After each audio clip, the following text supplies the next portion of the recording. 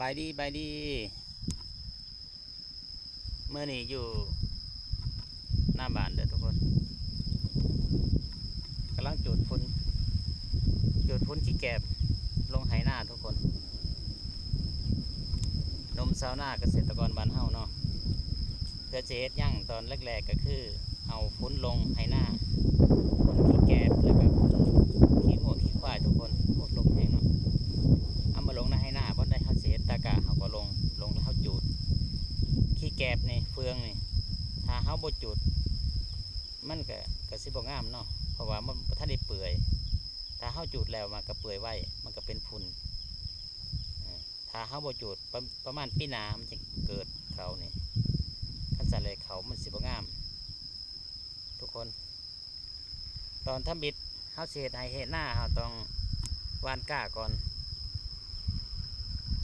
เฮาต้องหว่านก้าถ้าว่ากาเฮางามเฮาไปดำไส้ก็งามเนาะเขานี่คันกาเฮาบ่อำนวยให้มันก็บ่งามโอ้ควันไฟเนาะพี่น้องนี่แหละคือชีวิตชาวนาเนาะ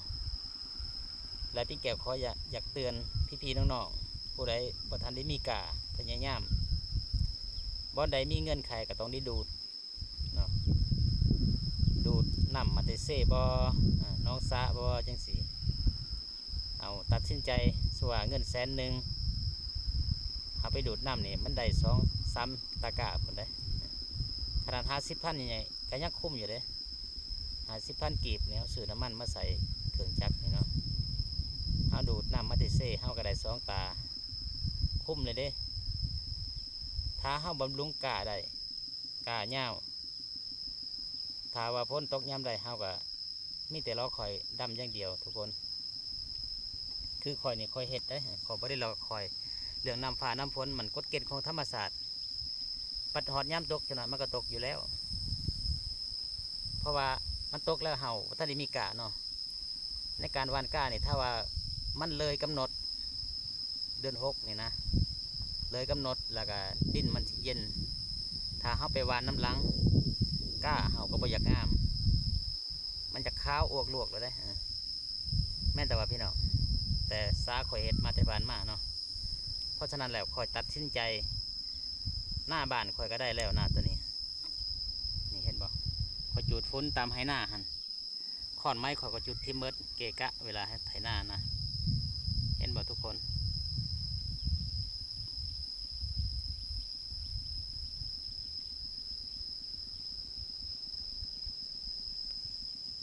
หน้า2 บอนหน้ากระเลิกอะได้กะเรียบร้อยฝนตกย้ำได้กะเง่าข่อยกระดำอย่างเดียวแม่นแต่ว่าอย่าไปรอคอยน้ำฝ่าน้ำฝนกฎเกณฑ์ของธรรมศาสตร์จากย่ำได้มันสิตกทุกคนเอ้ยเขาเป็นหนุ่มสาวหน้าเขาต้องตัดสินใจตัดเป็นเงินเป็นคำนี่แหละเขาต้องซอกหามาได้เขาไปซื้อน้ำมันเขาดูดบ้อนใดมีเงินไขเพียงพอเขาก็เฮ็ดตามภาษาบ้านเฮาเป็นคนสาวหน้าอย่าไปรอคอย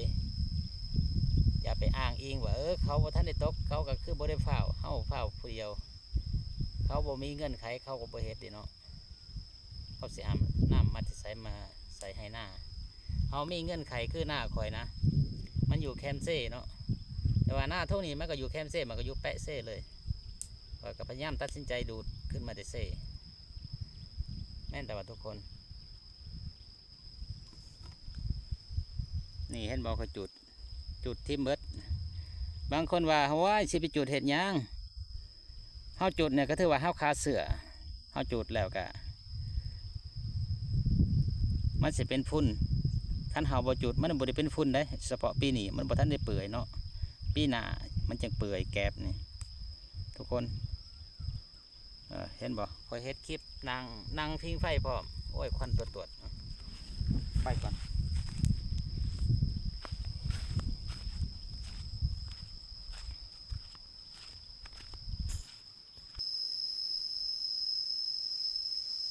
วางตัวนี้เลิกขอบเขตตัวนี้มีแต่นี่แหละเลิกกว่าหมูเห็นบ่วางข้าเจ้าใส่เบ็ดใส่มองนี่เห็นบ่เลิกที่สุดเลยพุ่นหอดพุ่นแต่บอลจุดคอยสิเอาเครื่องมาตั้งอยู่นี่แล้วคอยสิ ดูดน้ำขึ้นให้หน้าคอยเซตตะกะอยู่เทิงพุ่นทุกคน ตอนนี้กับบรรยากาศกะสวยๆเลยเนาะโอ้แดดแห้งเลยและพยายามเกษตรกรบ้านเฮาเนาะผู้ใดบ่ทันได้เอาข้าวปลูกลงในไหหน้ากับพยายามเลยเด้อเมื่อนี้ก็สมควรแซ่เด้อแซ่ข้าวปลูกไว้หลอดอีก2 มื้อก็ตกอยู่แล้วทุกคนบ่ทันได้ลงแซ่ข้าวปลูกก็เอาลงไปแซ่รอดบ่เฮิงดอกอย่าไปรอค่อยน้ำฟ้าน้ำฝนนี่เด้อคันบ่ได้ก็ดูดขึ้นไปเซ่แต่น้องสะก็ได้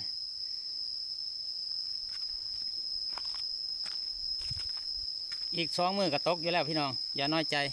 หนุ่มเกษตรกรบ้านเฮา